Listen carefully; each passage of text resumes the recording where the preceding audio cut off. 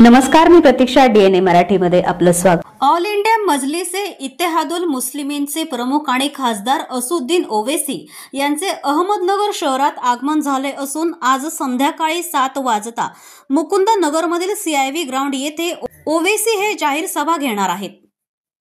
या सभेत ओवैसी यांच्याकडून कोणते मुद्दे उपस्थित करण्यात येणार आहे याकडे आता सर्वांचं लक्ष लागून आहे.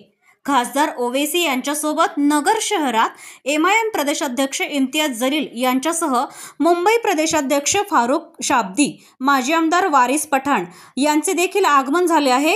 खासदार ओवैसी पहिल्यांदाच नगर शहरात जाहीर सभा घेत असल्याने सभेच्या ठिकाणी मोठी गर्दी पाहायला मिळत आहे.